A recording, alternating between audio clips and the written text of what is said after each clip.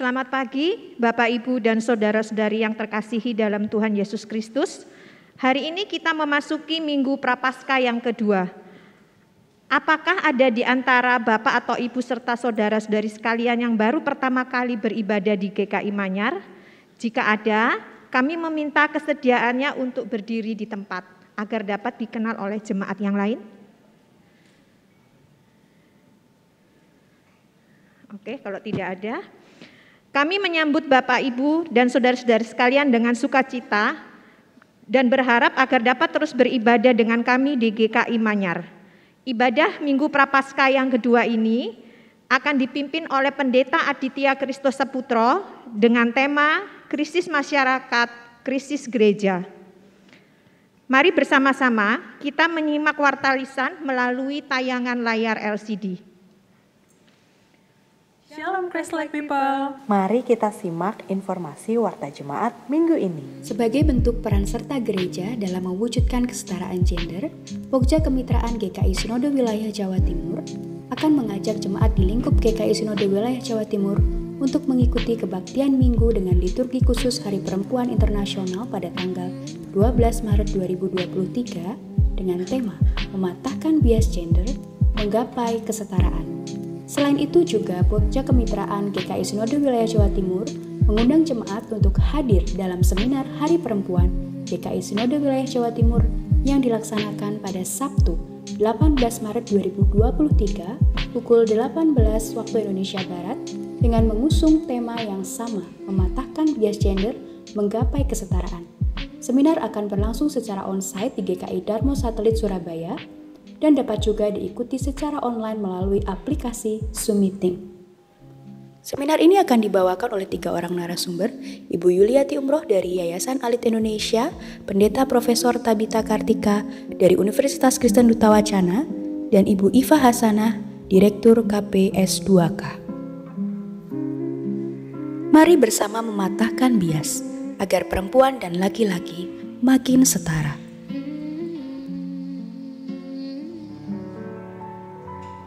GKI Manyar menyediakan bina pranikah bagi anggota jemaat yang akan menerima pemberkatan nikah dengan tujuan menolong pasangan untuk dapat memasuki pernikahan dan membentuk keluarga sebagaimana yang Allah kehendaki, serta menikmati berkat sukacita yang Allah sediakan.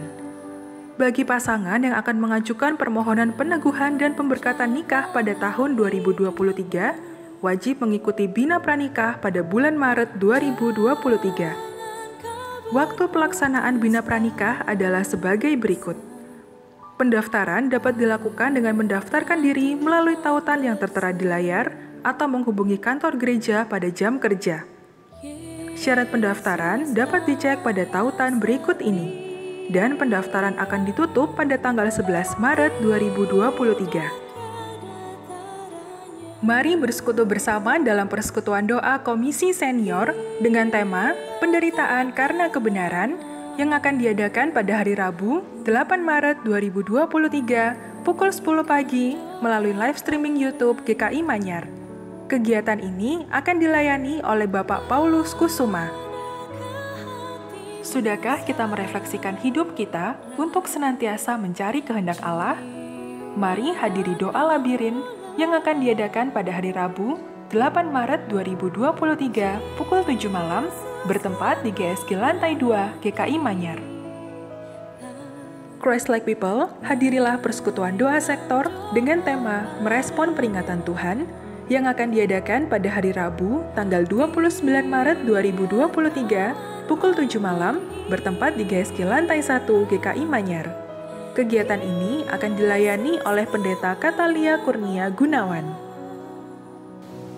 Bagi anggota jemaat yang membutuhkan buku kehidupan jemaat GKI Manyar tahun 2022 dalam versi cetak, dapat mendaftarkan diri ke kantor gereja di nomor 031 594 0669. Pendaftaran akan dibuka hingga tanggal 12 Maret 2023.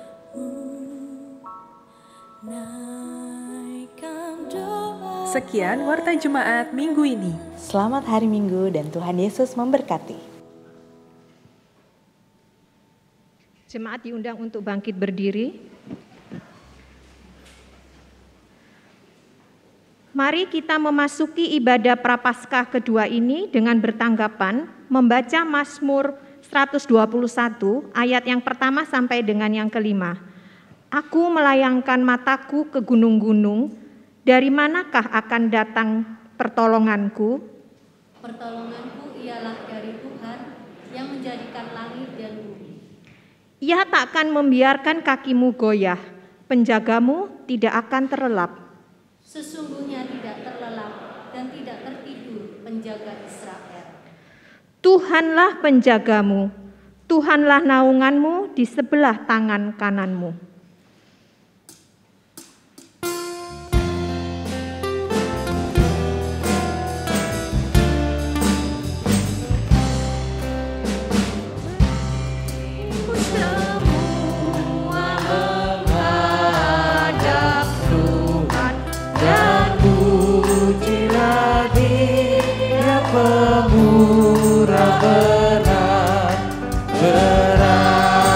Berakhirlah segala pergumulan, diganti kedamaian yang besar. Hormati namanya serta kenanglah mujizat yang sudah dibuatnya.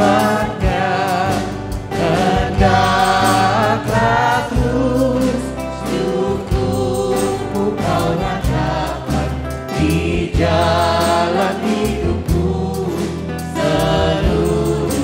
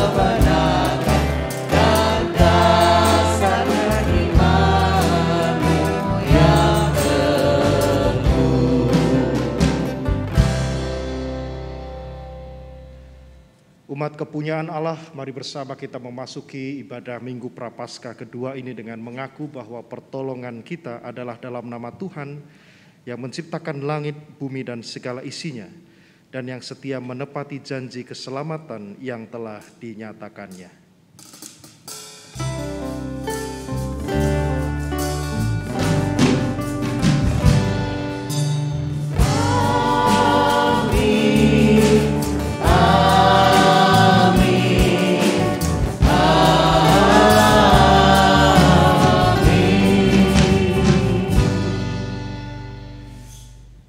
Terimalah salam kiranya kasih dan damai sejahtera dari Allah Bapa, Anak, dan Roh Kudus ada dalam hati kita dan menyertai saudara sekalian.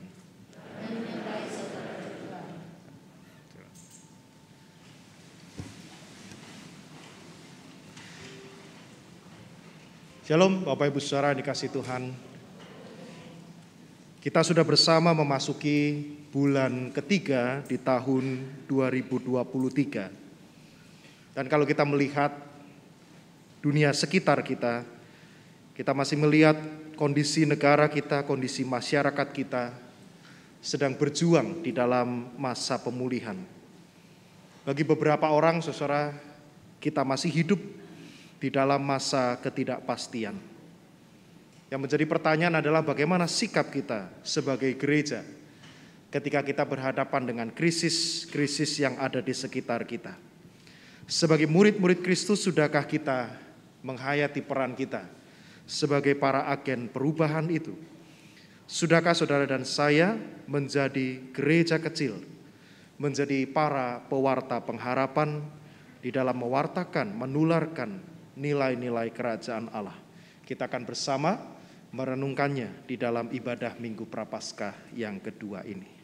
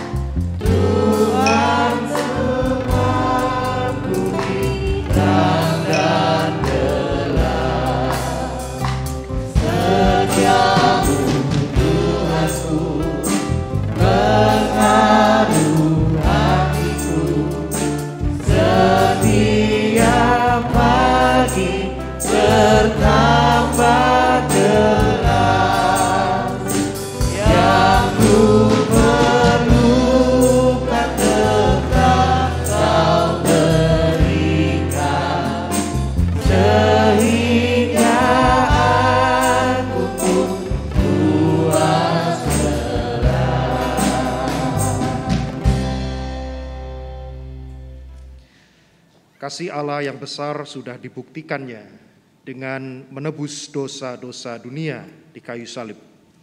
Kita sekarang sudah menjadi umat tebusannya, tetapi apakah kita sudah hidup sesuai dengan kehendak Tuhan? Apakah kita juga sudah menghadirkan kasih dan pengharapan Allah itu bagi sesama kita? Di dalam saat yang teduh, di dalam saat yang hening, saudara, mari bersama kita menaikkan doa pengakuan dosa kita di hadapan Tuhan. Kita mengakui akan segala kelemahan dan kegagalan kita sebagai murid Kristus.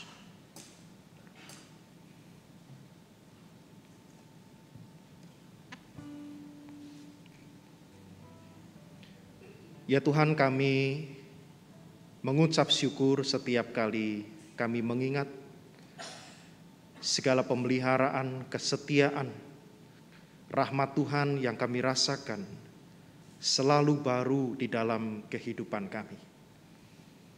Melewati setiap musim kehidupan yang tidak selalu menyenangkan, tidak selalu mendatangkan kegembiraan. Kami sungguh melihat tuntunan tangan Tuhan yang nyata dalam kehidupan kami. Kami melihat cahaya pengharapan Kristus itu bersinar dalam hidup kami. Namun ya Tuhan, ampunilah kami. Tatkala kami sebagai umat-Mu lebih sering menyimpan cahaya itu untuk diri kami sendiri. Ampunilah kami ketika pelita kami tidak berada di tempat yang tinggi, tetapi justru kami letakkan di tempat yang tersembunyi. Dan oleh karenanya ia tidak dapat menerangi kegelapan yang berada di sekitar kami. Ampunilah kami tatkala seringkali persoalan hidup yang ada, pergumulan-pergumulan hidup kami membuat kami tawar. Kami tidak lagi kami kehilangan daya kami untuk mengasinkan, menggarami dunia sekitar kami. Kami mohon ya Allah, di dalam kasih anugerah dan rahmat-Mu, Engkau berkenan mengampuni segala dosa dan kelemahan yang kami akui di dalam nama Tuhan Yesus Kristus. Amin.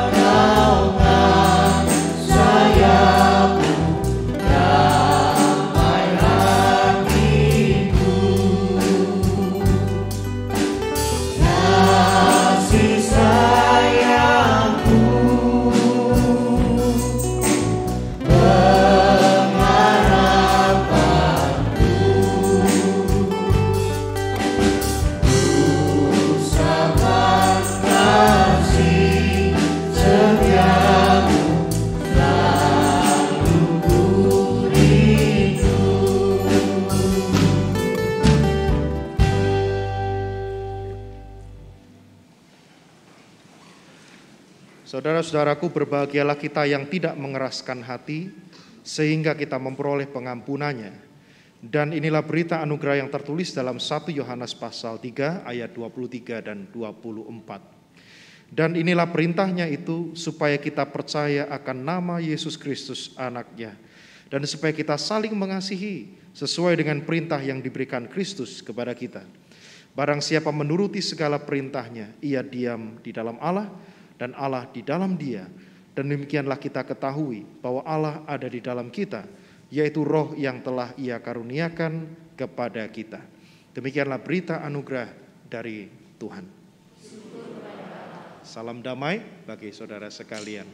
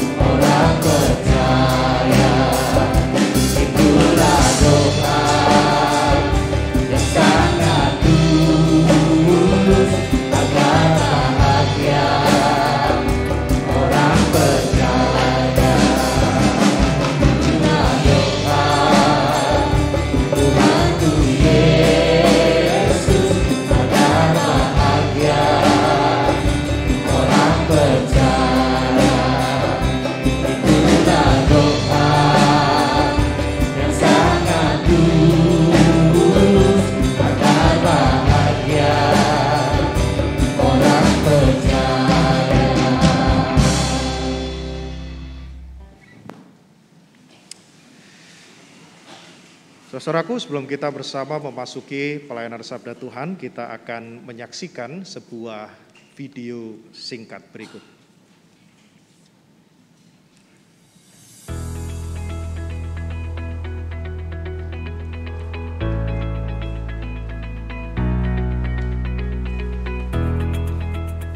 Mungkin isu seputar kurangnya kesadaran masyarakat tentang pentingnya jaga lingkungan gitu. Menurutku isu sekarang yang cukup penting itu adalah LGBT ya, yang harus jadi perhatian kita sama perhatian gereja juga.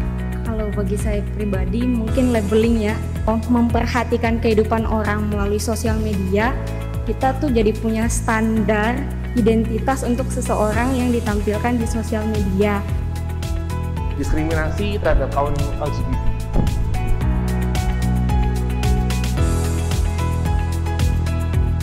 Belum.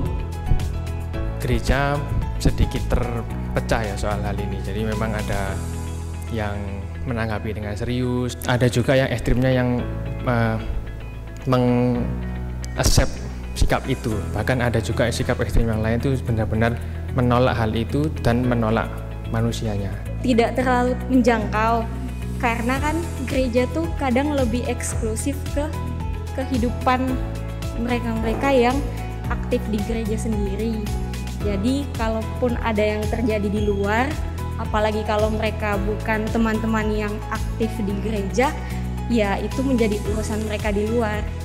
Menurutku udah, soalnya tahun lalu pernah ada seminar ekoenzim yang dimana ngajak para pesertanya itu buat terbuka terhadap lingkungan, yaitu mengolah kembali sampah jadi ekoenzim yang bisa berguna bagi lingkungan.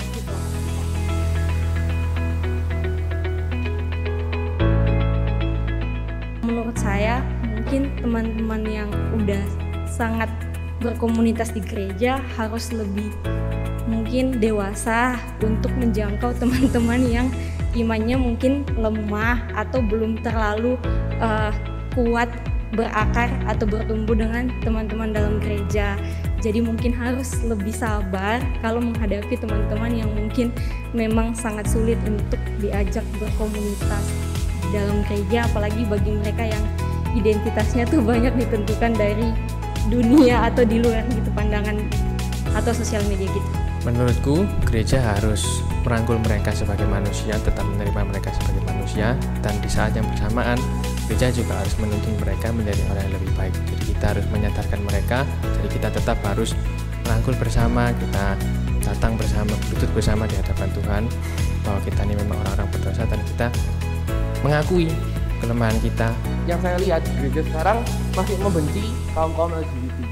Karena gereja seharusnya tidak boleh membenci. Kalau memang gereja melihat kelakuan mereka sebagai penyimpangan, kesalahan, harusnya kita biarkan mereka untuk bertumbuh di sini, dan juga melalui setelah bertumbuh mereka lebih dekat dengan Tuhan. Biarkan Tuhan yang menyadarkan mereka, bukan tugas kita untuk menjudge mereka.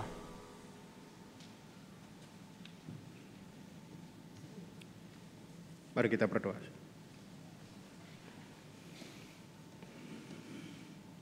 Sama seperti Bapa dan Yesus adalah satu, demikian pula Engkau juga merindukan agar kami sebagai gereja-Mu juga menjadi satu di dalam misteri Sang Allah Tritunggal itu. Di dalam setiap kata dan karya yang kami kerjakan, nama Kristus diberitakan. Kami menjadi satu supaya dunia tahu bahwa kami adalah murid-murid Kristus. Kami menjadi satu agar tanda-tanda kerajaan Allah itu senantiasa dihadirkan di dalam setiap perjalanan siarah kami di tengah dunia. Di dalam kesadaran inilah pada saat ini kami sungguh rindu membuka hati, pikiran untuk menerima pewartaan sabda Tuhan. Sabda Tuhan yang mengingatkan kepada kami, siapa diri kami yang sesungguhnya, apa tugas panggilan kami di tengah-tengah dunia.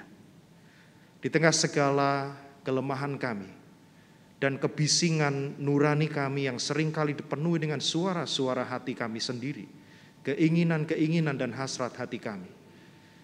Kami meneduhkan hati kami membuka ruang yang seluas-luasnya agar kerja kuasa Roh Kudus boleh menjamah hati kami, pribadi lepas pribadi, dan hidup kami diubahkan menjadi hidup yang berbuah lebat demi kerajaan Allah. Bersabdalah kepada kami ya Tuhan Yesus Kristus, karena kami siap untuk mendengarkannya. Dalam Kristus Tuhan. Amin.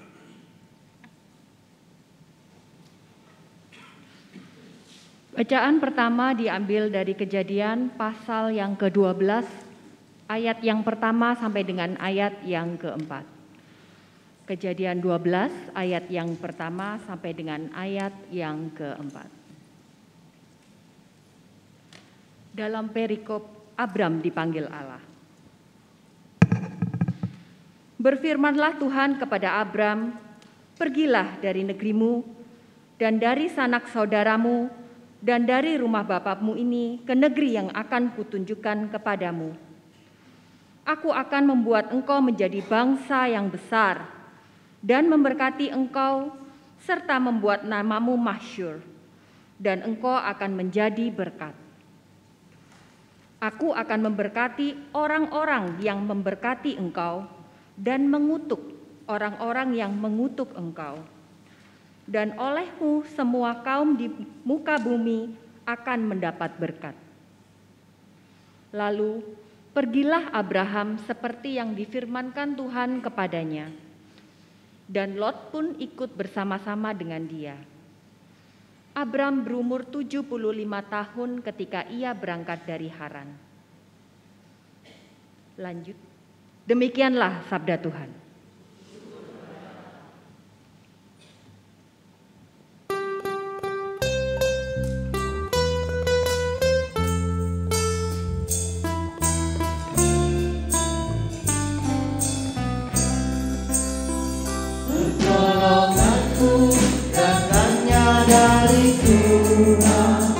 Yang menciptakan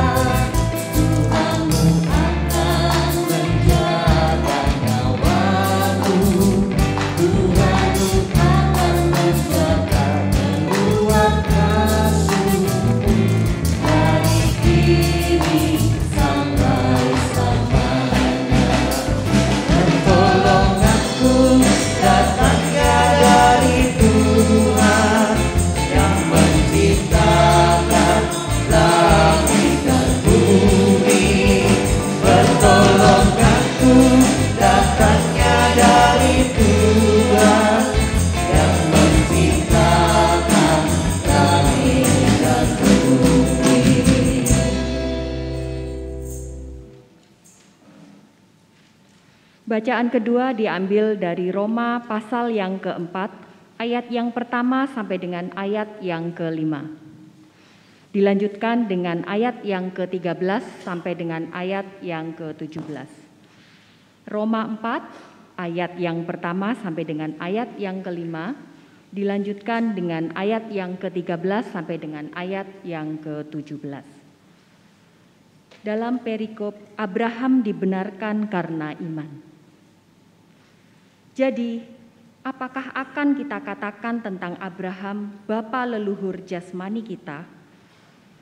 Sebab jikalau Abraham dibenarkan karena perbuatannya, maka ia beroleh dasar untuk bermegah, tetapi tidak di hadapan Allah. Sebab apakah dikatakan nas kitab suci, lalu percayalah Abraham kepada Tuhan, dan Tuhan memperhitungkan hal itu kepadanya sebagai kebenaran. Kalau ada orang yang bekerja, upahnya tidak diperhitungkan sebagai hadiah, tetapi sebagai haknya. Tetapi kalau ada orang yang tidak bekerja, namun percaya kepada Dia yang membenarkan orang durhaka, imannya diperhitungkan menjadi kebenaran. Ayat yang ke-13, sebab bukan karena hukum Taurat telah diberikan janji kepada Abraham dan keturunannya bahwa ia akan memiliki dunia, tetapi karena kebenaran berdasarkan iman. Sebab jika mereka yang mengharapkannya dari hukum Taurat, mereka menerima bagian yang dijanjikan Allah, maka sia-sialah iman dan batalah janji itu. Karena hukum Taurat membangkitkan murka, tetapi di mana tidak ada hukum Taurat, di situ tidak ada juga pelanggaran. Karena itulah kebenaran berdasarkan iman supaya merupakan kasih karunia, sehingga janji itu berlaku bagi semua keturunan Abraham, bukan hanya bagi mereka yang hidup dari hukum Taurat, tetapi juga bagi mereka yang hidup dari iman Abraham. Sebab Abraham adalah bapa kita semua. Seperti ada tertulis, engkau telah kutetapkan menjadi bapa banyak bangsa, di hadapan Allah yang kepadanya ia percaya, yaitu Allah yang menghidupkan orang mati dan menjadikan dengan firman-Nya apa yang tidak ada menjadi ada. Demikianlah sabda Tuhan. Inilah Injil Tuhan Yesus Kristus menurut Yohanes pasal 3, ayat 1 hingga ayat ke-17.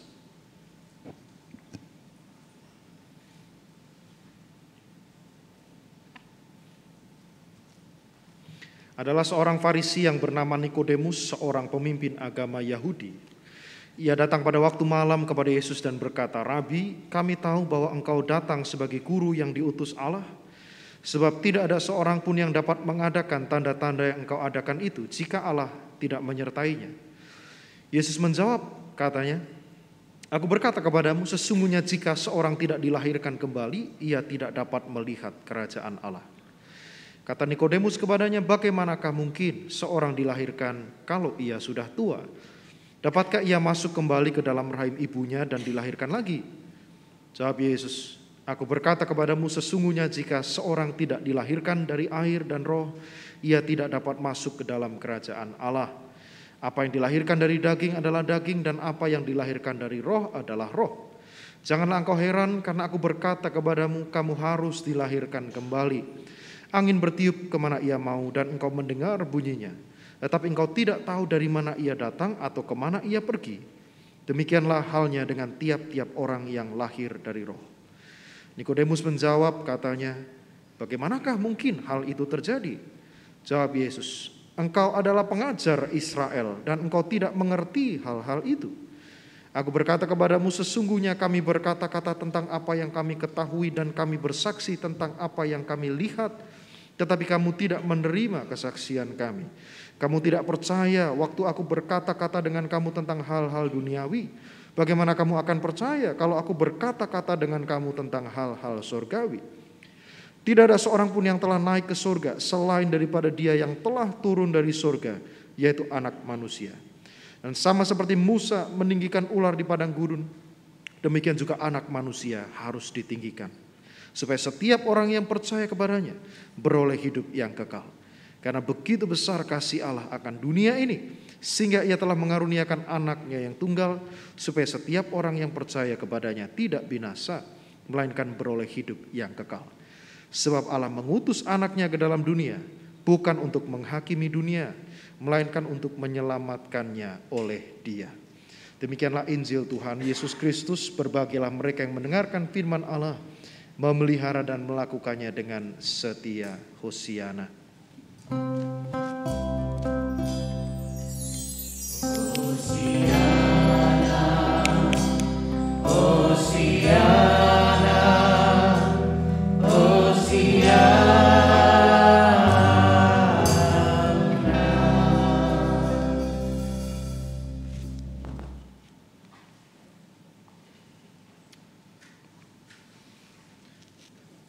Bapak Ibu Saudara yang dikasihi Tuhan Yesus Kristus, di Minggu Prapaskah yang kedua ini kita akan bersama merenungkan satu tema seperti yang bisa Anda lihat di layar LCD, krisis masyarakat, krisis gereja.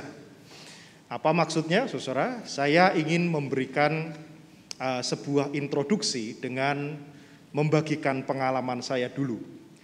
Saudara, akhir-akhir ini kalau saya diundang berkhotbah di gereja lain atau di jemaat GKI yang lain, biasanya seorang pengkhotbah, tamu ya saudara, atau pendeta, itu sebelum melayani ibadah selalu ngobrol dulu dengan beberapa penatua dan pelayan ibadah di konsistori ya, sebelum doa dan lain sebagainya. Nah, setiap kali saya melayani di jemaat GKI, saudara yang lain, akhir-akhir ini terutama, setiap kali saya ngobrol dengan penatua-penatuanya di konsistori, saya mendapati sebuah pertanyaan yang selalu berulang ya, di beberapa tempat saya jumpai mirip-mirip. Ada penatua yang mengatakan, Pak, gereja itu sedang krisis ya sekarang. GKI itu sedang krisis katanya. Saya bilang, krisis kenapa Pak atau Bu? Nah, fenomena-fenomena yang disebutkan biasanya begini. Persekutuannya sepi Pak sekarang. Kalau sebelum pandemi dulu, kalau ada persekutuan doa yang hadir bisa 30 orang, bisa 35, bisa 40 gitu ya. Tapi begitu sekarang dibuka lagi onsite, yang datang paling nggak nyampe separohnya gitu ya. Kalaupun dibuat online juga yang datang paling 15, 20 orang. Maka saudara saya bilang nih, ini fenomena sekarang ya, persekutuan-persekutuan yang sepi. Ayat-ayat ini kembali bermunculan lagi ya, di mana 2-3 orang berkumpul dalam namaku, disitulah aku akan hadir. Nah itu ayat yang belakangan lagi populer ya, dikutip untuk menghibur ketika terjadi persekutuan yang sepi. Padahal konteks aslinya itu tentang menasehati sesama saudara, itu kalau kita baca perikopnya. Apalagi jam ibadahnya masih sedikit Pak, dulu sebelum pandemi kami ibadahnya 3 kali, sekarang baru 2 kali. Lalu saya ditanya, kalau di GKI Manyar gimana? Ya saya menghibur mereka, saudara, saya katakan sama saja kok Pak, Bu. Ya. Krisis itu bukan hanya dialami di jemaat tempat Anda, tapi di GKI Manyar juga sama. Ya. Dulu kami 4 kali ibadah, sekarang baru 3 kali, gitu ya, saudara ya. Dulu kami juga punya ibadah di satu tempat yang namanya di gedung di Bapos Araya jam 9 pagi, juga kami belum bisa membuka kembali ibadah itu. Apalagi fenomenanya, pelayan belum banyak yang kembali. Kalau dulu gereja punya 10 pianis, katakanlah, setelah pandemi akhir-akhir ini pianisnya jadi cuma 5. Loh kemana yang 5? Yang 5 masih belum mau pelayanan onsite lagi di gereja. Jemaat belum kembali 100%, baru sekitar 60%, 70% atau 80%. Nah, Bapak Ibu Saudara, kita menyaksikan fenomena-fenomena yang seperti ini. Kalau ditanya lebih dalam, kenapa kok gereja mengalami dalam tanda kutip krisis seperti itu? Saya katakan begini saudara, karena krisis gereja sebetulnya adalah cerminan dari krisis yang terjadi di masyarakat. Bapak Ibu jangan lupa, dari Senin sampai Sabtu kita lebih banyak berada di gedung gereja atau di tengah masyarakat dalam peran kita masing-masing. Kita selalu punya peran ganda. Anggota gereja, warga gereja adalah warga masyarakat pada saat yang bersamaan. Warga gereja adalah warga masyarakat. anggota gereja juga adalah anggota masyarakat. Maka krisis-krisis yang terjadi dalam kehidupan kita sehari-hari, krisis yang kita lihat di tengah masyarakat, di pekerjaan kita, di dalam relasi kita sehari-hari, juga sedikit banyak pasti tercermin dari krisis-krisis yang kita lihat di gereja. Kalau lagu sekolah minggu dulu, gereja itu bukan gedungnya, gereja bukan menaranya, buka pintunya, lihat di dalamnya, gereja adalah orangnya. Kalau orang-orang mengalami krisis dalam kehidupannya di masyarakat, maka gereja pun juga pasti akan mengalami krisis-krisis yang serupa. Maka Bapak Ibu Saudara, saya bersyukur kalau teman-teman panitia Paskah dengan sangat kreatif menggambarkan dan menyadarkan kita bahwa realitas gereja dan masyarakat itu bukanlah dua hal yang bisa dipisahkan sama sekali. Bagaimana cara mereka? Kita disadarkan dengan tulisan-tulisan yang gede dan yang sedang dan yang kecil ya saudara, yang ada di depan altar ini. Dan yang Anda bisa lihat di pintu masuk tadi, ada clipping, ada foto-foto, ada tulisan-tulisan ini, ada realitas yang terjadi di tengah masyarakat yang menyadarkan kita. Kalau kita masuk ke gereja, kita sama sekali tidak steril sebetulnya dari isu-isu yang kita lihat ini. Maka Bapak Ibu Saudara, ketika kita berharap pemulihan itu terjadi di masyarakat, sama kalau kayak kita baca koran, kadang-kadang kita suka ngeluh sendiri ya. Indonesia ini gitu ya saudara. Negara berkembang ini kan kadang-kadang suka gitu saudara. Kapan negara ini mau maju? Kapan negara ini mau berkembang? Kalau kita mengharapkan pemulihan terjadi di masyarakat, itu artinya kita sadar bahwa pemulihan yang sama juga harus mulai diinisiasi terjadi dalam ruang-ruang lingkup yang terkecil, yaitu komunitas kita, yaitu gereja itu sendiri. Diinisiasi di dalam gereja. Nah Bapak Ibu Saudara, saya mau cerita tentang Nikodemus, karena ini masih berhubungan dengan apa yang saya katakan di awal tadi. Saya ingin memulai dengan Nikodemus. Siapa dia? Kisah Nikodemus sebenarnya sudah sangat terkenal sekali, saudara. Sering kita dengar kisah ini. Tetapi saya ingin menyajikan satu perspektif yang barangkali jarang kita perhatikan ketika melihat atau membaca kisah tentang Nikodemus. Siapa Nikodemus? Saudara, dia adalah seorang pemimpin agama yang besar. Dia seorang pemuka agama Yahudi yang terkenal karena kesalehan ritual, kesalehan pribadinya. Dan bukan cuma pemimpin agama, tapi saudara dia juga anggota Dewan Kehormatan. Tuh bayangkan saudara, ini orang luar biasa sekali. Dia anggota Sanhedrin, Sunedrion. Bukan cuma pemimpin agama, tapi anggota Dewan Kehormatan Agama. Nah, satu kali di dalam perikop yang kita baca tadi dikisahkan bahwa sang pemimpin agama, orang yang terhormat, anggota dewan ini datang dengan sebuah kegelisahan. Hatinya tidak tenang, saudara. Dia gelisah, dia bertanya-tanya. Apa yang membuat dia bertanya-tanya? Dia berpikir, dia bertanya, apakah tanda-tanda, istilah tanda-tanda itu sangat khas di dalam Injil Yohanes, Bapak Ibu Saudara. Jadi kalau Anda membaca Injil Yohanes secara keseluruhan, Anda akan sering sekali menemukan istilah tanda-tanda. Kalau di dalam bahasa Yunani disebut dengan istilah semeion. Nah Nikodemus bertanya, apakah semeion, apakah tanda-tanda yang Yesus adakan itu menunjukkan bahwa Yesus adalah Mesias yang dijanjikan untuk memulihkan Israel. Dia sudah melihat tanda-tanda sebelumnya. Kalau Anda membaca misalnya ada perikop yang mendahului bacaan kita, nanti coba Anda cek. Yohanes 2 ayat 1-11, itu menunjukkan tanda-tanda pertama yang diadakan Yesus. Itu mujizat pertama yang dilakukan oleh Yesus di dalam versi Injil Yohanes. Anda tahu ceritanya, mujizat di Kana. Yesus mengubah air menjadi anggur di dalam sebuah pesta perkawinan. Tanda-tanda itu diadakan. Dan tidak menutup kemungkinan bahwa Nikodemus pun melihat, menyaksikan atau mungkin mendengar tanda-tanda yang diadakan Yesus itu dari orang lain. Dan yang kedua, saudara kalau membaca misalnya di dalam Yohanes 2 ayat 23 juga sebelum perikop kita hari ini, dikatakan bahwa ketika Yesus mengadakan tanda-tanda, semua orang yang melihat tanda-tanda itu menjadi percaya kepada Yesus. Nah, Nikodemus mungkin mendengar hal itu. Nama Yesus yang begitu besar, Yesus yang eksistensinya begitu viral pada saat itu. Dan dia mulai ragu-ragu. Dia maju, mundur. Datang enggak. Nanya enggak gitu ya. Makanya dia datang pada waktu malam menurut penginjil Yohanes. Kenapa kok malam, saudara? Karena kalau siang mungkin dia gengsi. Ya iyalah gengsi. Saya ini pengajar besar di Israel. Saya anggota Sanhedrin, masa saya datang untuk konsultasi sama Yesus yang notabene sudah dalam tanda kutip adalah seorang guru atau rabi jalanan. Gengsi dong. Tapi dia gelisah, dia tidak bisa menyangkali hatinya. Datang enggak. Saya pikir kalau Yesus bisa mengadakan tanda-tanda itu, jangan-jangan dia yang diutus oleh Allah untuk menjadi penghiburan, memulihkan kondisi Israel. Maka saudara, coba kita lihat teksnya ya. Yohanes 3 ayat 2. Ia datang pada waktu malam kepada Yesus dan berkata, Rabi, kami tahu bahwa engkau datang sebagai guru yang diutus Allah. Sebab tidak ada seorang pun yang dapat mengadakan tanda-tanda yang kau adakan itu, jika Allah tidak menyertainya. Dia galau, saudara. Dia ingin dapat jawaban. Betul enggak? Engkau adalah dia yang diutus untuk memulihkan kerajaan Israel. Tetapi saudara, ternyata setelah Yesus menjawab, realitasnya tidak sesuai dengan ekspektasi yang diharapkan oleh Nikodemus. Kenapa?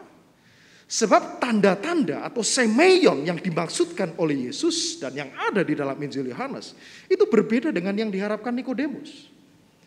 Sebab tanda-tanda yang dibawa oleh Yesus ternyata menunjuk kepada kerajaan Allah, bukan kerajaan Israel. Kecewa ya saudara mungkin ya. Coba kita lihat di ayat yang ketiga. Yesus menjawab katanya, Aku berkata kepadamu, sesungguhnya jika seorang tidak dilahirkan kembali, apa katanya? Ia tidak dapat melihat kerajaan Allah. Kalau seorang tidak dilahirkan kembali, Yesus tidak mengatakan dia tidak dapat melihat berkuasanya lagi kerajaan Israel. Tapi dia tidak dapat melihat kerajaan Allah. Maka saudara, kisah Nikodemus ini biasanya dikenal sebagai kisah pertobatan seorang Farisi yang menjadi murid Kristus. Ini kisah yang terkenal sekali ya. Jadi kadang-kadang kita tuh suka bingung saudara. Di Alkitab tuh di Injil tuh kok banyak sebutannya. Orang Farisi, ahli Taurat, orang Saduki, wis macam-macam gitu saudara. Macam-macam. Sebenarnya ada orang Eseni, orang Sikari, macam-macam. Kadang-kadang kita bingung, apa sih bedanya Farisi, Saduki dan lain sebagainya. Ya orang jahat gitu aja saudara, karena kita ngelihat orang Farisi itu kan sering sekali kontra dan menentang Yesus. Tapi ternyata kita tahu bahwa tidak semua orang Farisi itu kontra sama Yesus. Kalau kita baca kisahnya Nikodemus, tentu selain Saulus saudara, orang Farisi yang kemudian menjadi murid Kristus dan bertobat, namanya jadi Paulus. Nikodemus kisahnya dikenal sebagai orang Farisi yang bertobat, menerima Yesus, jadi murid Yesus. Ketika Yesus wafat, kalau nanti Anda baca dalam Yohanes 19 ayat 39, ketika Yesus wafat, Nikodemus itu menjadi orang pertama bersama dengan Yusuf dari Arimatea yang merawat jenazahnya Yesus. Nah, titik balik dalam kehidupan Nikodemus dipercaya adalah percakapannya atau dialognya bersama dengan Yesus yang dicatat di dalam Yohanes pasal 3. Pertobatan pribadinya terkenal sekali. Tetapi Bapak Ibu Saudara, yang saya ingin tunjukkan adalah satu sisi dalam kehidupan Nikodemus yang barangkali sering terlewat untuk kita perhatikan. Saya percaya bahwa pertobatan pertama Nikodemus itu bukan hanya pertobatan individunya, bukan hanya pertobatan kesalehan ritualnya, tetapi pertobatan pertama Nikodemus sebetulnya adalah pertobatan cara berpikirnya, pertobatan paradigmanya, pertobatan worldview-nya. Saya banyak dengar kesaksian saudara, oh saudara-saudara, saya dulu seorang pemabuk, sekarang saya tidak minum lagi. Saya dulu pakai narkoba, Tuhan ubah hidup saya. Saya jadi menjauhi narkoba. Saya dulu judi, sekarang saya tidak judi lagi dalam nama Tuhan Yesus. Bagus saudara. Tetapi orang-orang yang menunjukkan pertobatan seperti itu, belum tentu cara pikirnya bertobat loh saudara. Tindakan luarnya berubah, tetapi belum tentu paradigmanya, caranya memandang dunia, caranya memandang relasi dengan sesama, caranya memandang harta berubah, belum tentu. Perilakunya berubah, tetapi paradigmanya belum tentu berubah. Dan Yesus di dalam percakapannya dengan Nikodemus sebetulnya yang pertama kali disentuh adalah cara berpikirnya. Dari kerajaan Israel menjadi kerajaan Allah. Jangan cuma pikir tentang kerajaan Israel, jangan cuma pikir tentang kerajaan kaummu sendiri, tetapi pikirlah dari perspektif kerajaan Allah. Yesus membuat Nikodemus melihat sebuah visi yang lebih besar daripada Israel. Dari sekedar kesalehan individual, Nikodemus dituntun pada sebuah tahap yang namanya kesalehan sosial. Nikodemus orang yang saleh, saudara. Dia tidak perlu diajari untuk saleh, dia saleh sekali. Dia pemimpin agama Yahudi. Dia tahu semua ritus-ritus dia lakukan dengan sangat presisi. Tetapi ketika dia berjumpa dengan Yesus, yang pertama kali diubahkan adalah paradigmanya, cara pandangnya terhadap dunia sekitarnya. Yesus meletakkan sebuah visi yang lebih besar di dalam dirinya, di dalam hatinya. Secara istilah kesalehan sosial mungkin tidak sering kita bicarakan dari mimbar gereja. Tetapi izinkan saya memberikan sebuah definisi yang paling sederhana tentang kesalehan sosial. Saya tidak mau mengatakan bahwa kesalehan individu, kesalehan ritus itu tidak perlu, saudara. Tetapi kemudian kita perlu menambahkannya dengan kesalehan sosial ini. Apa itu kesalehan sosial? Kesalehan sosial adalah nilai iman yang melihat kepedulian seseorang terhadap kepentingan masyarakatnya adalah bagian dari ibadah. Masyarakat tidak sama sekali terpisah dari gereja. Itu urusan orang lain, itu urusan pemerintah, itu urusan wali kota, urusan gubernur, presiden, dan lain sebagainya. Tidak, tetapi saya percaya bahwa ketika saya hadir di tengah masyarakat, relasi saya dengan masyarakat pun, peran yang saya lakukan di tengah masyarakat juga adalah bagian dari kesalehan dan panggilan hidup beribadah saya. Kesalehan sosial. Yang kedua, saudara, saya akan bicara tentang kerajaan Allah. Pak, kenapa sih kalau khotbah-khotbah mimbar di GKI dan gereja-gereja reformasi sering sekali menyebut tentang kerajaan Allah, tentang kerajaan surga. Basilea tu Teu, Basilea tu Urano. Kenapa kok ini terus diulang-ulang? Saudara, kenapa ini menjadi pusat dari pemberitaan kita? Karena tujuan kedatangan Yesus ke dunia adalah untuk mewartakan kerajaan Allah. Bukan hanya kerajaan Israel seperti yang diharapkan oleh Nikodemus. Kalau Anda baca teksnya misalnya di dalam Markus 1 ayat 15. Yuk coba kita lihat saudara ya, kita bandingkan. Markus 1 ayat 15. Ketika Yesus tampil di Galilea setelah dicobai di padang gurun, dia mengatakan menyerukan begini. Waktunya telah genap, kerajaan Allah sudah dekat. Bertobatlah dan percayalah kepada Injil. Tujuan kedatangan Yesus ke dunia cuma satu, supaya tanda-tanda kerajaan Allah itu dihadirkan di tengah dunia lewat katanya, lewat pengajarannya, lewat karya-karyanya, lewat mujizat-mujizat kesembuhan yang dilakukannya, lewat kehidupannya dan lain sebagainya. Maka Bapak Ibu Saudara, saya mau tunjukkan tadi kalau Anda membaca dan mencermati pembacaan leksionari kita secara lengkap di Minggu Prapaskah kedua, model pembacaan leksionari kita di Minggu Prapaskah kedua itu menghubungkan, mengkorelasikan bacaan Injil kita tadi dengan satu bacaan dari Perjanjian Lama, yaitu Kejadian pasal 12 ayat 1 sampai 4. Itu narasi tentang pemanggilan Abram yang kemudian hari menjadi Abraham. Abraham ini kisahnya terkenal sebab dia menjadi role model. Dia adalah bapa segala bangsa. Dia bukan jadi cuma bapaknya orang Israel, bukan jadi cuma bapaknya orang Yahudi, tetapi Abraham adalah bapak segala bangsa. Menarik ya, saudara ya. Bahkan kalau Anda lihat tadi di dalam percakapan antara Yesus dengan Nikodemus, ada satu ayat yang sangat terkenal sekali. Apa dikatakan, saudara? Coba kita lihat sekali lagi. Yohanes 3 ayat 16. Wah, ini kita mesti hafal ya, saudara ya. Dikatakan, karena begitu besar kasih Allah akan dunia ini. Nikodemus pikir, kerajaan Israel. No. Karena begitu besar kasih Allah akan dunia ini sehingga Ia telah mengaruniakan anaknya yang tunggal supaya setiap orang yang percaya tidak binasa, melainkan beroleh hidup yang kekal. Dirangkai dengan kisah Abram. Abram adalah bapa segala bangsa.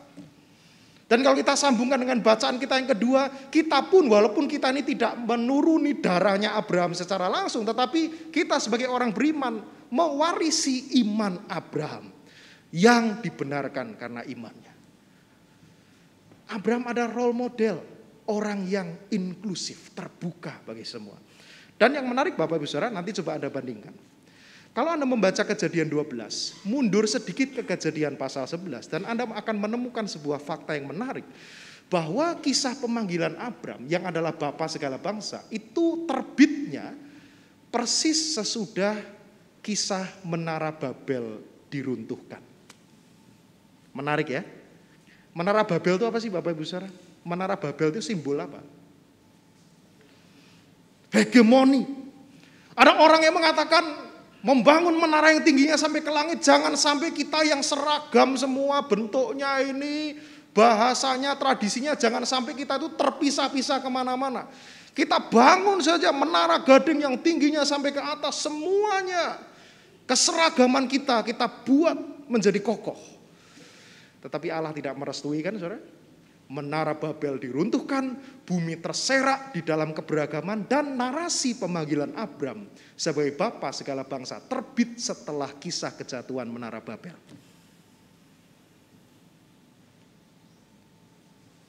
Mari kita lihat Yohanes pasal 10 ayat ke-10. Ini tidak kalah menariknya, saudara. Yesus punya sebuah misi yang lain. Di dalam Injil Yohanes dikatakan, kita baca sama-sama ya, saudara ya. Yohanes 10 ayat yang ke-10. Sudah ketemu? 1, 2, 3. Pencuri datang hanya untuk mencuri dan membunuh dan membinasakan.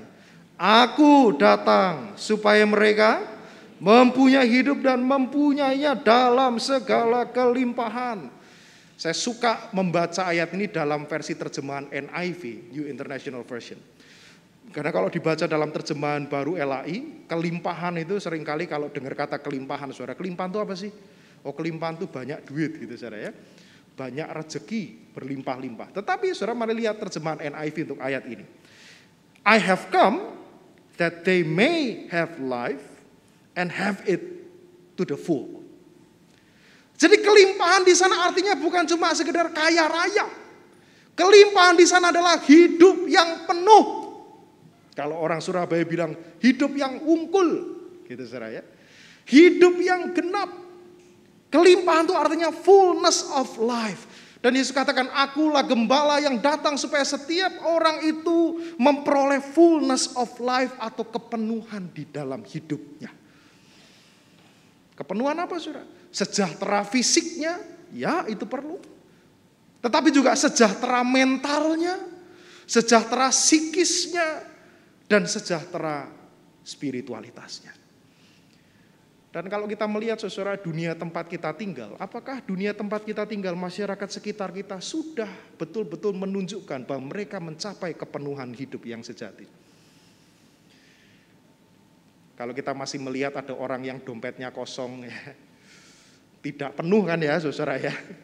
Ada yang rekeningnya kosong, tidak penuh, ya artinya masih banyak orang yang bergumul dengan persoalan ekonomi. Ada orang yang hatinya kosong. Ada orang yang secara mental mengalami kekosongan batin. Ada orang yang secara spiritual mengalami kekeringan. Dunia tempat kita tinggal masih dipenuhi dengan berbagai macam realitas kekosongan-kekosongan. Aku datang supaya mereka memperoleh hidup dan memperolehnya di dalam segala kepenuhan. Fullness of life. Manusia yang hidupnya holistik, sejahtera fisik, sejahtera mental, sejahtera psikis, sejahtera spiritual. Saudara, saya ingin menunjukkan sebuah kutipan ini. Ada satu dokumen dari Dewan Gereja Dunia, World Council of Churches, WCC, yang judulnya adalah The Nature and Mission of the Church. Hakikat, natur, dan misi dari gereja. Perhatikan dalam dokumen gereja dunia ini, Dewan Gereja Dunia, ada satu kalimat mengatakan begini, ini naturnya gereja, ini misinya gereja. Gereja adalah prakarsa dari firman Tuhan dan Roh Kudus. Jadi gereja itu bukan ada karena ada 2-3 orang yang sepakat bikin arisan lalu bikin gereja, bukan. Gereja diperoleh oleh penebusan dan darah Kristus. Gereja adalah komunitas spiritual. Gereja bukan klub sosial. Gereja lahir karena penebusan Kristus. Gereja lahir karena anugerah Allah. Oleh karena itu, gereja adalah milik dan pemberian Tuhan. Gereja bukan milik manusia, tetapi gereja yang adalah komunitas spiritual adalah milik dan pemberian Tuhan. Maka perhatikan kalimat yang saya cetak merah. Ia tidak bisa ada dengan dirinya sendiri dan untuk dirinya sendiri. Karena gereja adalah milik Kristus, ditebus di dalam natur anugerah Kristus, maka gereja wataknya tidak boleh ada dengan dirinya sendiri dan untuk dirinya sendiri. Secara praktis, saudara, apa maksudnya?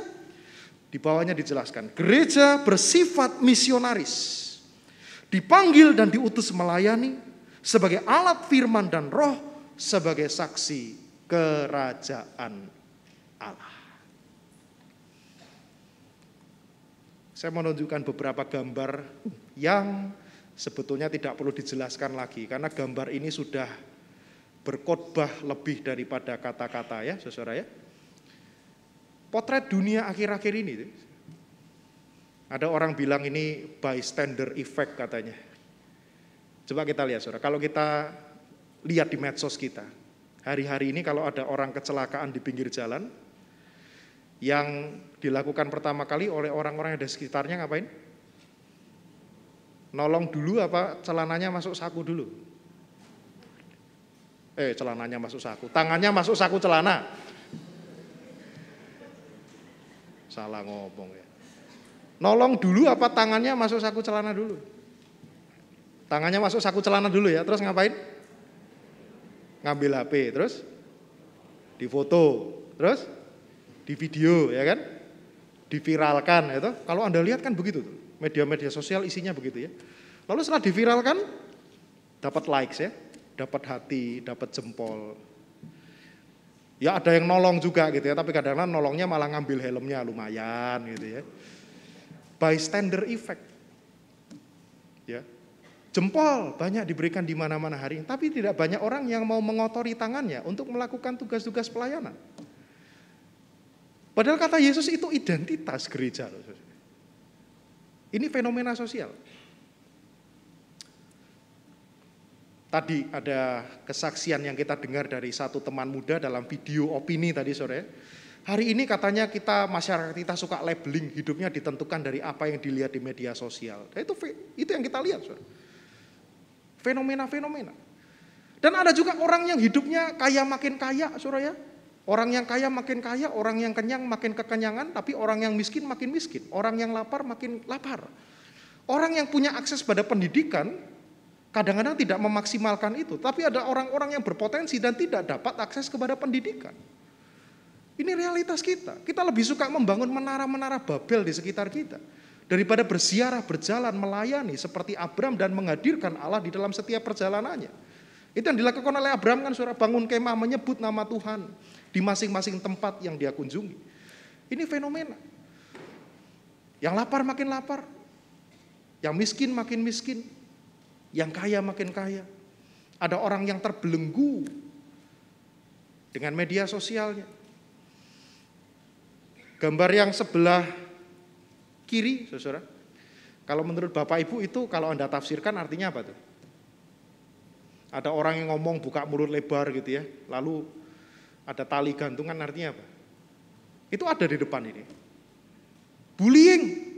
Ada orang yang tanpa sadar melakukan bullying, penolakan. Kadang-kadang juga gitu ya, orang di sekolahnya sudah ditolak, di sekolahnya dibully, di masyarakat dibully, masuk gereja masih dibully juga, saudara. Dan dia tidak menemukan tempat. Kita menyakiti orang lain, membunuh orang lain bukan secara langsung, ambil pisau atau ambil pistol, enggak, saudara. Tapi dengan perkataan kita. Ada orang yang melakukan kebaikan-kebaikan demi konten, saudara ya. Katanya menyebarkan kebaikan, padahal ya enggak juga gitu, saudara. Pencitraan bisa juga. Nah, Bapak Ibu Saudara sekalian, gereja dan masyarakat, kita masih punya sikap yang gimana sih?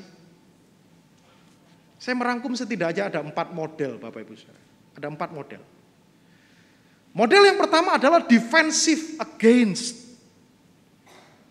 Artinya apa? Gereja merasa di atas. Gereja merasa superior. Gereja berusaha melawan dunia. Dunia ini kan sekuler, tidak kudus. Maka gereja itu berambisi mengkristenkan masyarakat, orang-orang yang pagan, orang-orang yang tidak mengenal Allah. Model pertama, gereja di atas masyarakat. Ya seperti zaman pekabaran Injil di era dunia barat dulu, saudara. Gold, glory, gospel. Ya, saudara. Coba, Injil dirangkai dengan gold dan glory. Tidak ada hubungannya. Tetapi kadang-kadang kita juga begitu kan. Saya merasa lebih tinggi. Saya harus kristenkan masyarakat yang pagan, tidak mengenal Allah. Itu bukan model yang diharapkan dalam relasi gereja dan masyarakat. Yang kedua, relevance to. Melebur begitu rupa sampai identitas Kristen kita melebur dengan nilai-nilai dunia.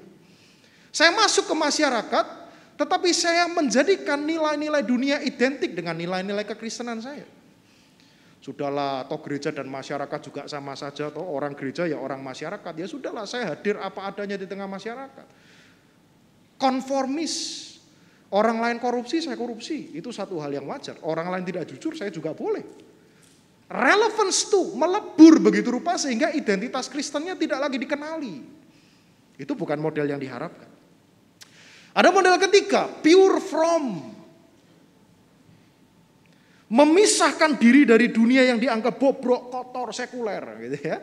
Kalau anak-anak muda suka ngomong, saya tidak mau pergi ke bioskop. Loh apa? Enggak mau. Karena bioskop adalah tempat di mana kedagingan terjadi. Saya mau di gereja saja dari Senin sampai Sabtu. Karena di gereja adalah tempat saya menerima kekudusan. Saya tidak mau ke kafe. Kenapa? Karena lagu-lagu dunia itu tidak boleh saya dengarkan. Itu mempengaruhi keimanan saya. Saya tidak mau ke tempat-tempat itu semua. Dunia ini bobrok, kotor, sekuler. Tidak boleh. Lah wong Yesus saja mengatakan, you are in the world, but not of the world. Kita di dalam dunia, tetapi kita bukan dari dunia. Itu yang betul kan saudara? Jadi kita tidak pernah dipisahkan dari dunia. Kamu ada di dalam dunia, tetapi kamu bukan dari dunia ini. Nah maka identitas atau model yang diharapkan adalah model yang keempat, yaitu faithful present. Artinya apa? Saya hadir. Saya menegaskan identitas Kristen saya di tengah keanekaragaman identitas yang lain di tengah masyarakat. Saya tidak perlu memisahkan diri saya dari masyarakat. Tetapi saya masuk ke dalamnya menunjukkan teladan lewat integritas moral yang kuat. Integritas moral yang kuat. Saya memasuki dunia sebagai pewarta kerajaan Allah dengan kerendahan hati dan kesadaran bahwa saya tidak bisa mengambil alih karya Roh Kudus untuk mengubahkan dunia ini. Untuk mengubah dunia ini itu bukan pekerjaan saya tidak bisa melakukannya. Yang saya lakukan adalah saya masuk ke tengah dunia. Saya tegaskan identitas Kristen saya punya moralitas, integritas moral yang kuat. Saya masuk sebagai pewarta kerajaan Allah tanpa berusaha mengambil alih karya Roh Kudus untuk mengubahkan dunia ini. Saudara, saya kutip singkat saja. Bab 5 keputusan sidang raya ke-10 PGI ya. Ini sudah cukup lama sebenarnya, tapi pesannya masih relevan untuk kita sekarang. Apa yang bisa kita lakukan sebagai gereja? Ini pokok-pokok tugas panggilan bersama gereja, PTPB. Saya kutip di poin 60 dan 64. Apa yang bisa dilakukan gereja secara praktis? Menjalankan kegiatan di bidang pendidikan. Wah, keren ya. Di sini ada Bapak Ibu yang berkarya di bidang pendidikan, teman-teman mahasiswa S1, S2, S3 yang terpanggil untuk melayani di bidang pendidikan ada? Apapun bidang studinya ya. Kita bisa berkarya. Kesehatan, ada saudara yang berkarya di bidang kesehatan. Pelayanan sosial, pertanian, 64. Berpartisipasi dan melayani di bidang-bidang yang memelopori perkembangan di masa depan seperti bidang kecendekiawanan, kewirausahaan, kesenian, ilmu dan teknologi, dan masih banyak lagi yang bisa kita lakukan sebagai gereja. Tetapi saudaraku, di atas segala sesuatunya, saya ingin menutup dengan sebuah quotes yang adalah kalimat doa dari Santa Teresa dari Avila. Dari tradisi Katolik Roma. Tradisinya berbeda dengan kita, tetapi saya kira kalimat doa ini patut untuk kita meditasikan di dalam perjalanan kita ke dalam diri kita, menemukan identitas kita sebagai gereja. Kristus tidak punya lagi tubuh di dunia. Kristus tidak lagi punya tangan, tidak punya kaki, selain tubuh, tangan, dan kaki kita sebagai gerejanya. Matamu adalah mata yang melaluinya Kristus memandang dunia dengan penuh belas kasihan. Kakimu adalah kaki yang melaluinya Kristus berjalan dan melakukan kebaikan-kebaikan, melakukan pekerjaan baik. Tanganmu adalah tangan yang melaluinya dunia ini diberkati. Kita diberkati. Kristus tidak punya tubuh, tidak punya tangan, tidak punya lagi kaki di dunia kecuali tubuh kita, tangan dan kaki kita. Saudara-saudaraku yang hari ini akan diteguhkan di dalam jabatan penatua GKI, saudara dipanggil, diperlengkapi, bukan hanya untuk merawat gereja Tuhan. Salah satu peran penatua GKI adalah merawat tubuh Kristus, merawat gereja Tuhan. Tetapi saudara juga perlu menghayati bahwa saudara pun juga dipanggil untuk menjadi saksi-saksi kerajaan Allah. Bekerja bukan hanya untuk gereja, bukan hanya untuk kesejahteraan gereja, tetapi saudara dipanggil, diperlengkapi untuk menjadi tanda-tanda pengharapan. Mewartakan kerajaan Allah melalui setiap kata dan karya yang akan segera saudara kerjakan bersama. Amin.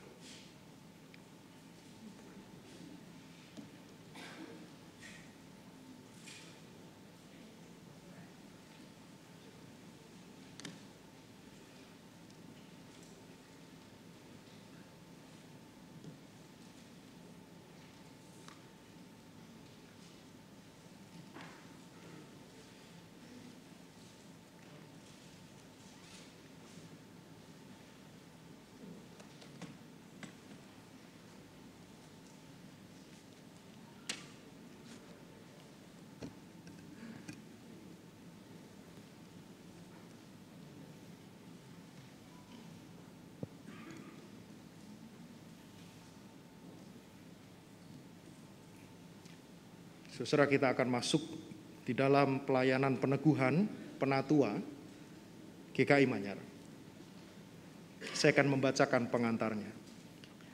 Kita datang ke hadapan Allah Bapa yang Maha Kasih dan Maha Murah untuk menyelenggarakan peneguhan penatua sebagai pelayan dan memimpin dalam gereja Tuhan. Kristus sebagai kepala gereja sepanjang zaman telah memanggil setiap orang percaya, laki-laki dan perempuan, untuk melayani gereja. Roh Kudus menolong semua orang percaya memahami dan menghayati panggilan mereka untuk melaksanakan misi gereja dengan mewujudkan persekutuan serta melaksanakan kesaksian dan pelayanan dalam konteks masyarakat, bangsa, dan negara di mana gereja berada, agar terwujud keesaan gereja dan kesejahteraan umat manusia, yaitu keadilan, perdamaian, dan keutuhan seluruh ciptaan.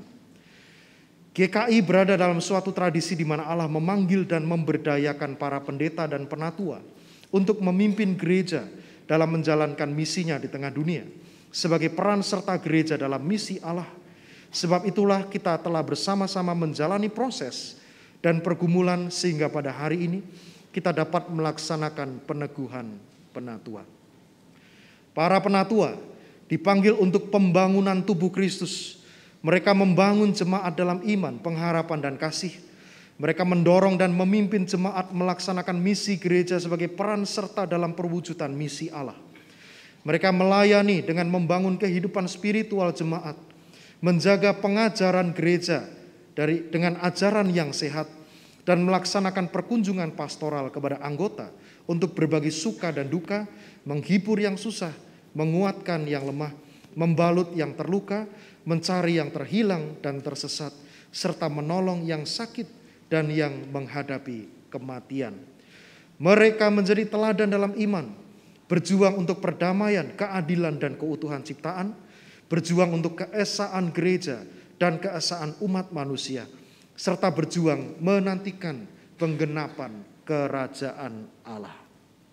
Mari kita menaikkan doa syukur kita.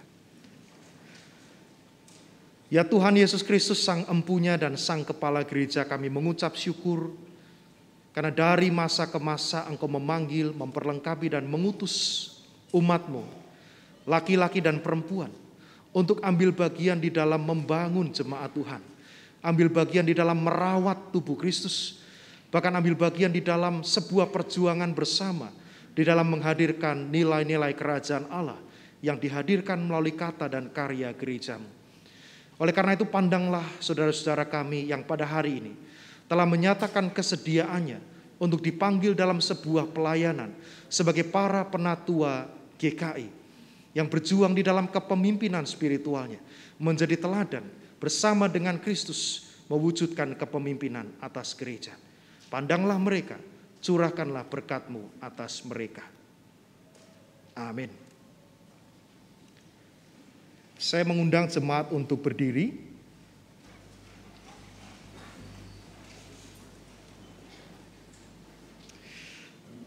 Sebagai hamba Tuhan Yesus Kristus, perkenankanlah saya bertanya, apakah jemaat siap mendukung para calon untuk diteguhkan sebagai penatua? Ya, kami mendukung. Jemaat Tuhan, mari kita mengikrarkan iman kita bersama dengan saudara-saudara yang akan diteguhkan ke dalam jabatan penatua dengan mengucapkan pengakuan iman rasuli.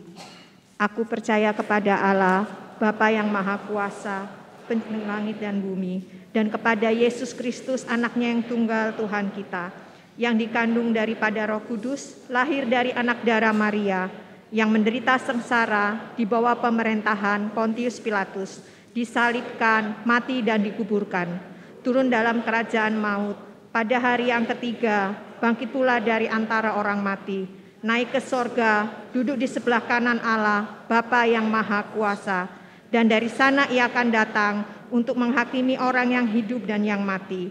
Aku percaya kepada Roh Kudus, gereja yang kudus dan am, persekutuan orang kudus, pengampunan dosa, kebangkitan orang mati, dan hidup yang kekal.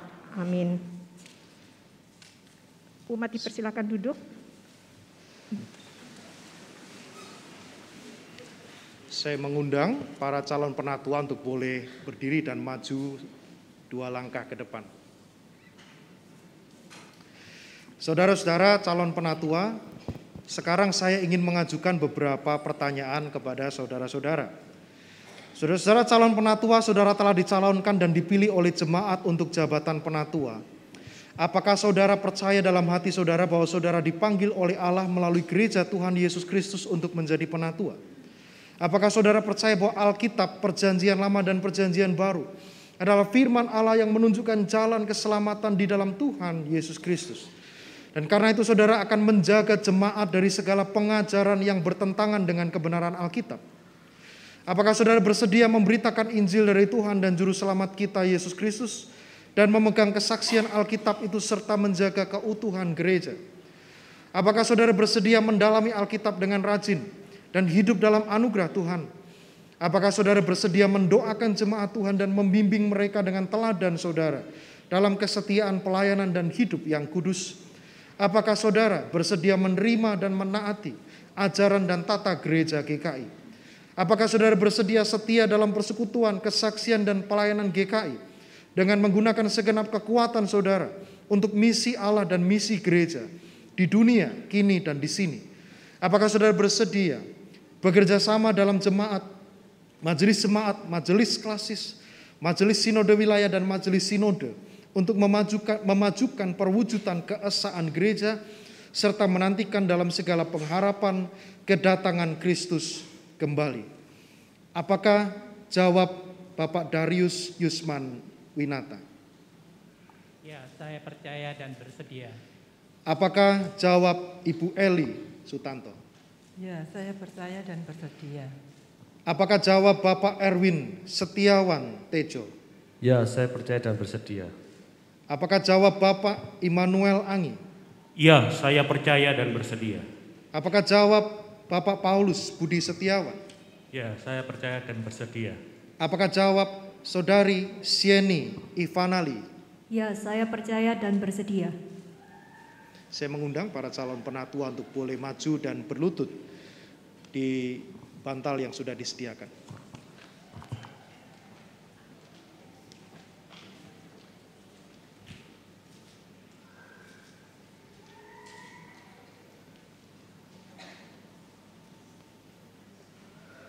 Selaku hamba Tuhan Yesus Kristus, saya meneguhkan saudara ke dalam jabatan penatua, dalam nama Bapa, Anak, dan Roh Kudus. Amin. Selaku hamba Tuhan Yesus Kristus, saya meneguhkan saudara ke dalam jabatan penatua, dalam nama Bapa, Anak, dan Roh Kudus. Amin. Selaku hamba Tuhan Yesus Kristus, saya meneguhkan saudara ke dalam jabatan penatua, dalam nama Bapa, Anak, dan Roh Kudus. Amin. Selaku hamba Tuhan Yesus Kristus, saya meneguhkan saudara ke dalam jabatan penatua, dalam nama Bapa, Anak, dan Roh Kudus. Amin. Selaku hamba Tuhan Yesus Kristus, saya meneguhkan saudara ke dalam jabatan penatua, dalam nama Bapa, Anak, dan Roh Kudus. Amin. Selaku hamba Tuhan Yesus Kristus, saya meneguhkan saudara ke dalam jabatan penatua, dalam nama Bapa, Anak, dan Roh Kudus. Amin.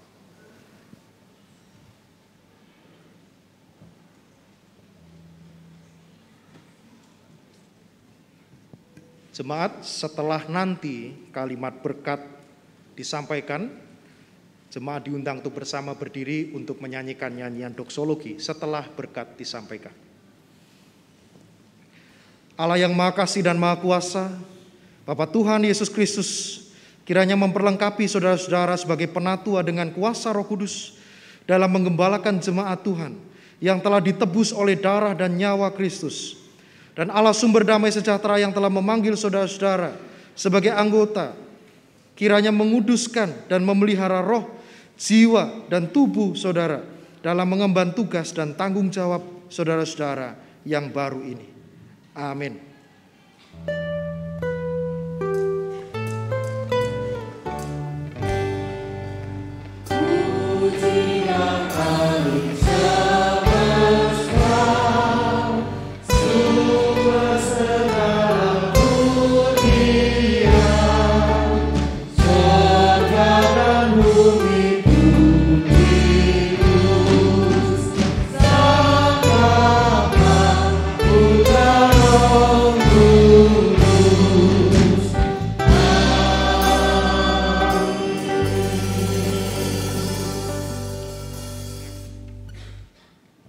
Dipersilakan duduk kembali. Saya mengundang para penatua yang baru untuk boleh berdiri. Masih tetap menghadap ke arah mimbar. Para penatua baru Gereja Kristen Indonesia siap mendengar ikrar saudara-saudara untuk tugas pelayanan GKI pada basis di Jemaat GKI Manyar maupun dalam lingkup-lingkup klasis Sinode Wilayah dan Sinode GKI. Dalam nama Bapa, Anak, dan Roh Kudus, saya menyatakan dengan segenap hati saya, segenap jiwa saya, segenap kekuatan saya, dan segenap akal budi saya, bahwa segala kesediaan saya melayani Kristus dan gerejanya di tengah dunia yang butuh penyelamatan Kristus, sebagaimana telah saya nyatakan tadi, dilandasi oleh percaya dan kasih saya kepada Kristus, yang dikuatkan oleh kuasa dan karunia Roh Kudus-Nya. Kiranya Allah menolong saya. Silakan saudara menghadap ke arah jemaat. Saya mengundang umat untuk bersama bangkit berdiri. Jemaat yang dikasihi Tuhan, apakah saudara-saudara siap menerima dan mendukung para penatua yang baru saja diteguhkan ini?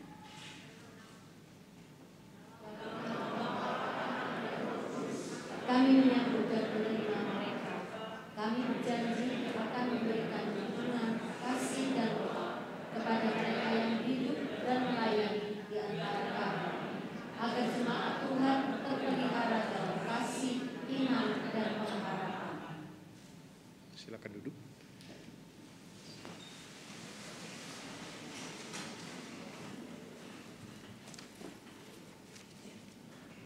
Majelis Jemaat GKI Manyar Surabaya akan memberikan piagam untuk setiap penatua yang baru yang diteguhkan hari ini.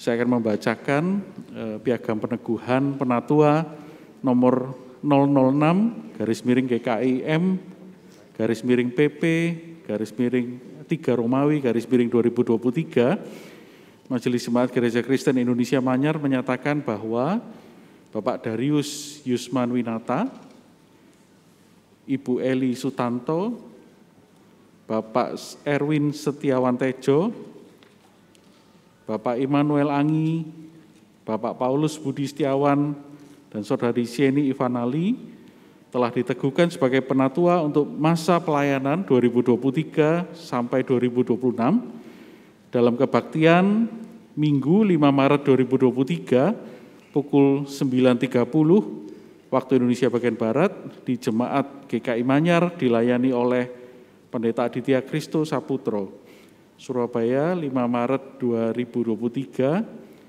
yang bertanda tangan Penatua Paul Jaya Putra Ketua Umum, Penatua Yuliani Noto Susanto, Sekretaris 1, Pendeta yang melayani Pendeta Aditya Kristo Saputro.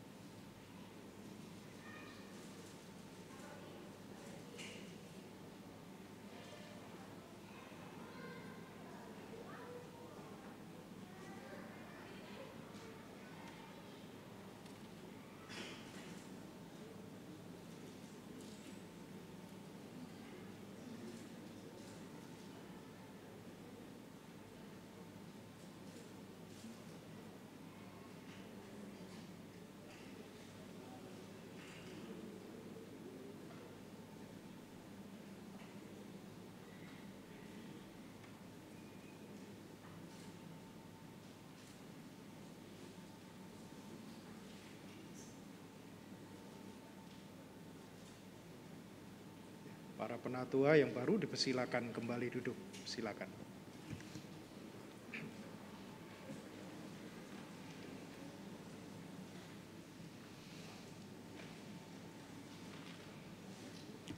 Mari kita berdoa. Ya Tuhan, kami bersyukur untuk saudara-saudara kami yang baru saja diteguhkan ke dalam jabatan penatua GKI. Ini mengingatkan kami akan sebuah panggilan Tuhan bagi gereja-Mu untuk terus-menerus terlibat di dalam perjuangan untuk menghadirkan tanda-tanda kerajaan Allah di tengah dunia yang membutuhkan penyelamatan kasih Tuhan. Kami bersyukur untuk saudara kami ini yang telah mendengar, menanggapi, dan merespon secara positif akan panggilan Allah melalui gereja-Mu. Berkatilah mereka, berikanlah hikmat bagi mereka, di tengah segala kelemahan dan ketidakberdayaan, di tengah segala kesadaran bahwa kami adalah manusia yang lemah. Tetapi kami percaya bahwa anugerah Kristus menyempurnakan segala sesuatunya. Biarlah mereka melayani dengan penuh kegembiraan, dengan sukacita, dengan kesadaran bukan karena mereka mampu, tapi karena Kristuslah yang menopang mereka untuk melakukan sebuah pelayanan dengan penuh kegembiraan. Kami berdoa pada saat ini juga untuk dunia yang dicintai, dikasihi oleh Tuhan. Tetapi juga sekaligus dunia yang masih dipenuhi dengan berbagai macam pergumulan. Tragedi kemanusiaan, bencana alam yang masih terjadi di berbagai tempat sampai saat ini. Kami mohon ya Allah, hadirlah bersama dengan mereka yang berduka, bersama dengan mereka yang kehilangan. Kami mohon ya Allah, kami juga berdoa bagi bangsa dan negara kami, Indonesia. Bagi kota kami, Surabaya, di mana jemaat Tuhan ini, GKI Manyar, Tuhan hadirkan untuk bersiarah di tengah-tengahnya. Menyatakan karya kasih Tuhan. Berkatilah para pemimpin bangsa dan negara kami. Berkatilah pemimpin kota kami. Pakailah pula kami sebagai gereja-Mu. Kami yang adalah warga gereja, tetapi juga sekaligus warga masyarakat. Biarlah kami semakin menyadari tugas panggilan kami, identitas kami. Untuk apa kami ada di tengah-tengah dunia ini. Berkatilah generasi muda gereja yang juga di dalam setiap perencanaan masa depannya, mereka mencari terus menggumuli panggilan Allah di dalam kehidupannya. Kami mengingat di dalam doa kami untuk saudara-saudara kami yang saat ini sedang sakit, mereka yang lemah tubuh, mereka yang lanjut usia, mereka yang mengalami pergumulan-pergumulan dalam hidupnya. Kami berdoa untuk orang-orang di luar sana ataupun di tengah komunitas kami, mereka yang menjadi korban diskriminasi, mereka yang menjadi korban kekerasan, mereka yang ditolak di masyarakat, mereka yang ditolak di tengah komunitasnya, mereka yang mungkin bergumul dengan imannya, untuk mencari wajah Tuhan melalui komunitasnya. Kami berdoa bagi mereka yang lemah, bagi mereka yang tidak berdaya di tengah situasi hidupnya. Tuhan tolonglah, buatlah mereka melihat lebih jelas pengharapan Kristus itu melalui karya gereja-Mu. Inilah segala doa dan permohonan kami. Kami menaikkannya dalam satu nama, Tuhan Yesus Kristus, yang mengajarkan kepada kami berdoa. Bapa kami yang di surga, dikuduskanlah nama-Mu. Datanglah kerajaan-Mu, jadilah kehendak-Mu di bumi seperti di surga. Berikanlah kami pada hari ini makanan kami yang secukupnya. Dan ampunilah kami akan kesalahan kami, seperti kami juga mengampuni orang yang bersalah kepada kami. Dan janganlah membawa kami dalam pencobaan, tapi lepaskanlah kami dari yang jahat. Karena Engkau-lah yang punya kerajaan dan kuasa dan kemuliaan sampai selama-lamanya. Amin.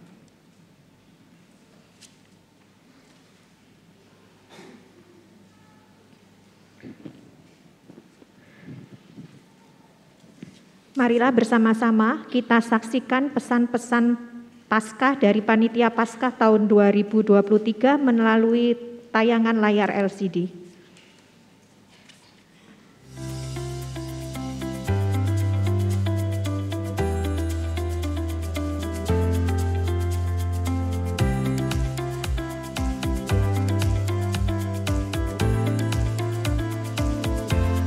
Peran guru sangat penting karena salah satu tugas guru adalah menumbuhkan potensi belajar siswa.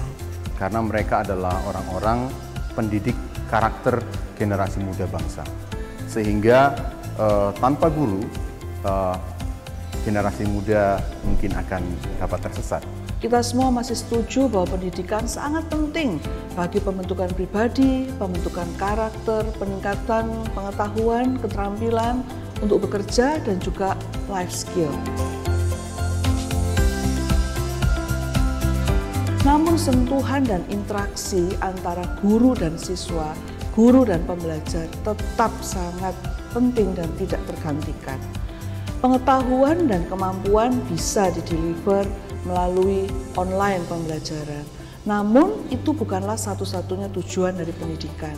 Transfer nilai, transfer value kehidupan menjadi bagian yang penting. Karena pendidikan adalah dasar untuk generasi muda bisa dididik, bahkan karakter bangsa yang baik, yang berakhlak mulia itu akan dibangun melalui pendidikan yang baik. Sehingga pendidikan adalah salah satu dasar terpenting yang perlu diperkuat untuk membangun bangsa Indonesia menjadi bangsa yang besar.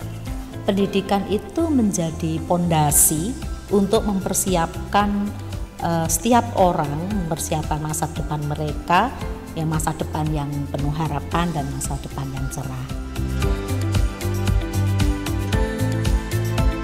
Karena gereja adalah pusat di mana firman Tuhan disampaikan. Itulah dasar dari kebenaran itu sendiri, sehingga pendidikan harus didasarkan kepada kebenaran yang hakiki, yaitu firman Tuhan. Karenanya gereja harus berperan dalam pendidikan. Melalui pembelajaran yang interaktif dan atentif, GKI Manyar bisa berperan dalam transfer nilai-nilai Kristiani kepada masyarakat sekitar. Salah satu panggilan gereja itu adalah mengembangkan keterampilan masyarakat agar mereka mampu untuk mencukupkan kebutuhan hidup mereka. lalu juga mengembangkan masyarakat itu untuk menjadi masyarakat yang maju. Shalom Christ-like people. Selain disebut sebagai Tuhan, Injil-Injil mencatat bahwa Yesus juga disebut sebagai Rabi atau Guru oleh murid-muridnya. Bahkan dalam salah satu perintahnya sebelum terangkat ke surga, Yesus juga mengatakan kepada para murid agar mereka memuridkan dan mengajar semua orang untuk melakukan segala sesuatu yang telah diperintahkan Yesus kepada mereka. Di dalam iman Kristen, kita percaya bahwa mengajar bukanlah sekedar kegiatan memindahkan ilmu pengetahuan, melainkan juga suatu tindakan yang berkuasa mengubahkan hidup seseorang. Tahukah Anda, kata guru dalam bahasa Sanskerta berarti penghancur kegelapan.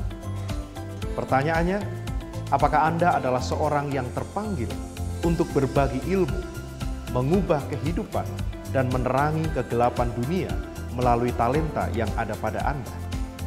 GKI Manyar mengajar, memanggil Anda yang adalah para pelajar atau mahasiswa, guru, atau Anda yang berkarya di bidang apapun untuk berbagi ilmu dan kehidupan dengan masyarakat sekitar kita. Mengajar untuk kerajaan Allah, mengajar untuk Indonesia yang lebih baik. Salam. Bagi Christ-like people yang ingin menjadi volunteer dalam kegiatan GKI Mengajar, pendaftaran dapat dilakukan melalui tautan atau QR Code yang tertera di layar atau mengunjungi booth di depan kantor gereja. Untuk informasi selengkapnya, dapat menghubungi yang tertera di layar. Mari mengisi masa Prapaskah 2023 melalui kesediaan kita untuk berdonasi kepada mereka yang membutuhkan. Donasi dapat berupa biskuit, minyak goreng, gula pasir, sirup, mie instan, kopi, teh celup, susu kental manis, dan kecap. Barang-barang di atas dapat dikumpulkan di GSG Lantai 1 GKI Manyar paling lambat pada tanggal 19 Maret 2023. Untuk informasi selengkapnya, dapat menghubungi Saudari Stefani di nomor 0822 3166 8047.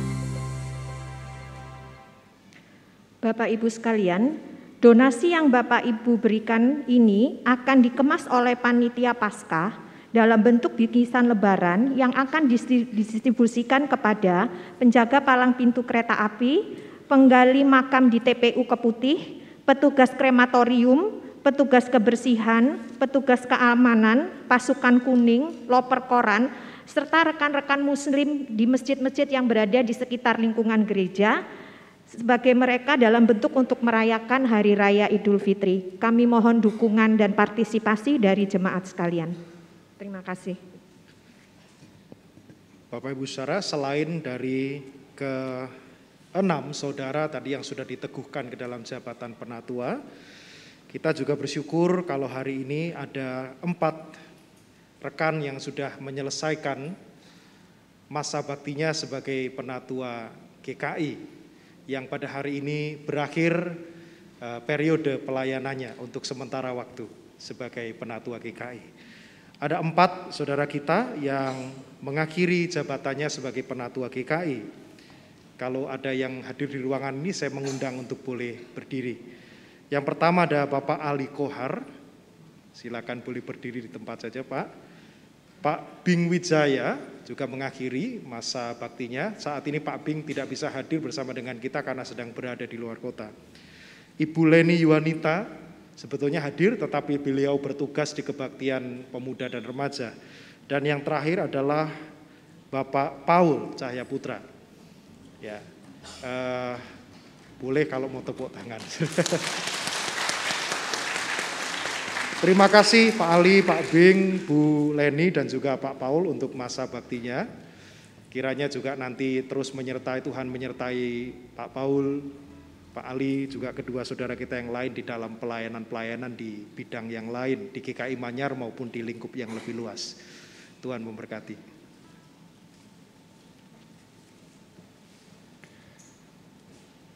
Saat ini kita diberikan kesempatan untuk mengungkapkan syukur atas kemurahan Tuhan dalam hidup kita, sembari mengingat firman-Nya yang ditulis di dalam 2 Korintus 8 ayat yang ke-7 sampai dengan yang ke-9.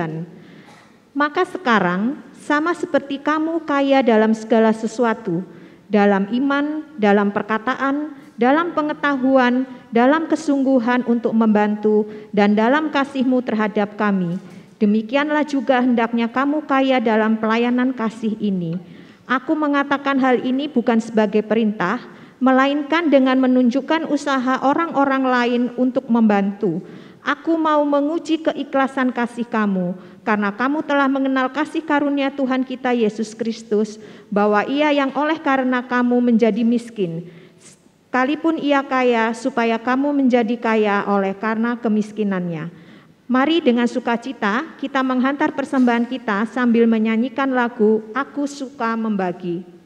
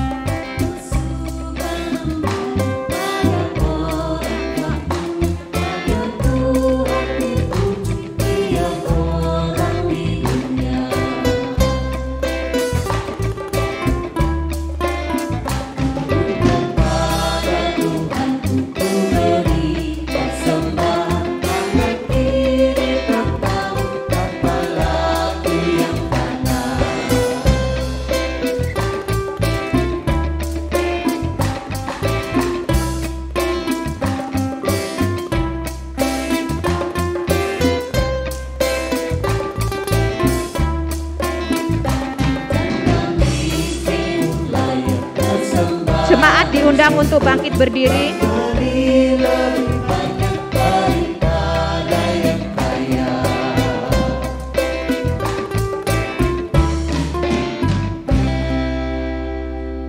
Kita bawa persembahan kita di dalam doa. Mari kita berdoa. Tuhan, kami mengucap syukur atas segala berkat yang sudah Engkau berikan kepada kami. Terlebih lagi berkat atas pemberitaan firman-Mu yang boleh kami dengar di pagi hari ini. Bila saat ini kami boleh berada di posisi ini, bukan karena kekuatan dan kebesaran kami semata, tetapi karena kebaikan-Mu kepada kami. Bapa, kami memberikan persembahan ini dengan tulus hati. Kiranya Engkau memberkati tangan-tangan yang sudah boleh memberi persembahan ini. Kuduskanlah dan terimalah persembahan ini, agar supaya persembahan ini boleh menjadi berkat untuk setiap karya layanan-Mu. Kami berdoa juga untuk majelis jemaat dan badan pelayanan yang akan mengelola persembahan ini. Terima kasih Tuhan Yesus, terima kasih. Kami serahkan persembahan ini hanya di dalam nama Tuhan Yesus. Kami berdoa dan mengucap syukur. Amin. Saudaraku, jadilah pembawa kasih bagi sesama, biarlah hidupmu menjadi kitab yang terbuka. Jadilah pewarta harapan yang memberikan asa pada sekitarmu. Biarlah nama Tuhan dimuliakan melalui perbuatan tangan.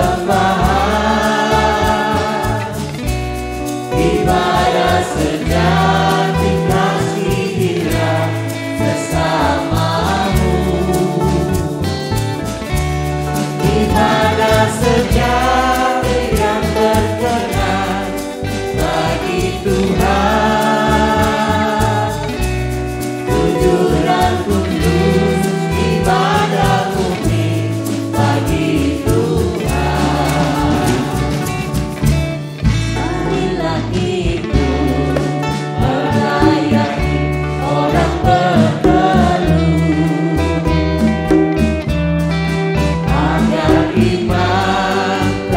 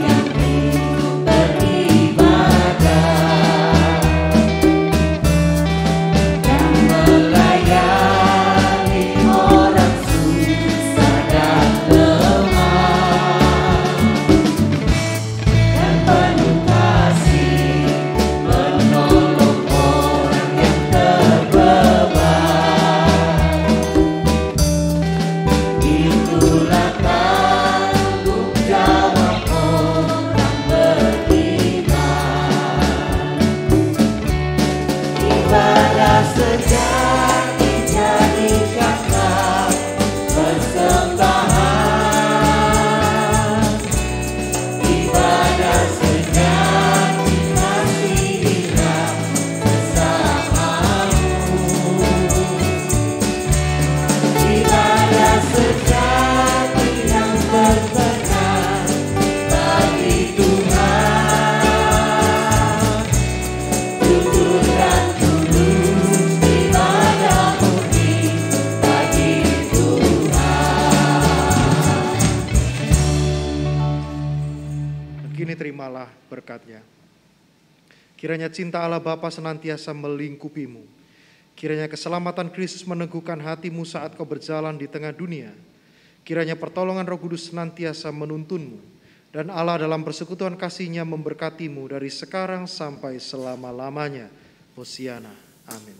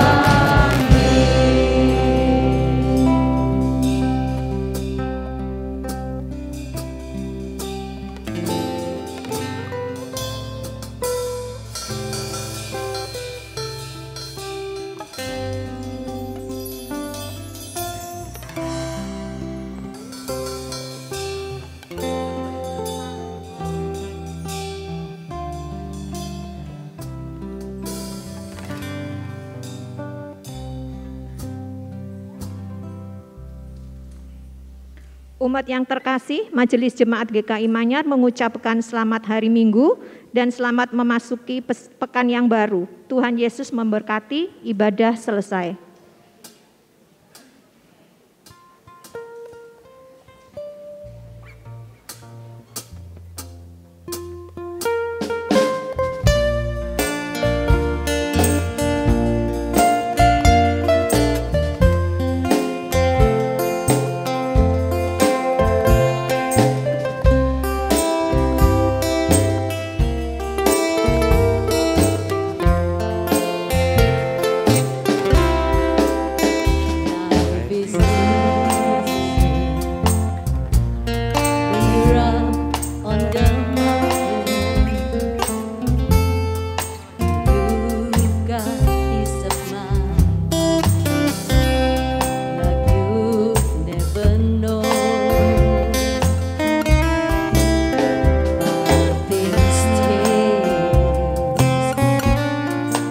down in the valley. Don't lose Ada tertinggal dompet dari jemaat yang bernama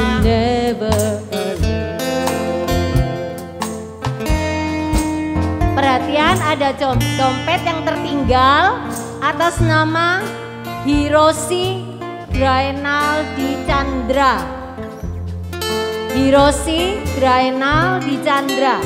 Bisa mengambil di tempat pemandu. Perhatian.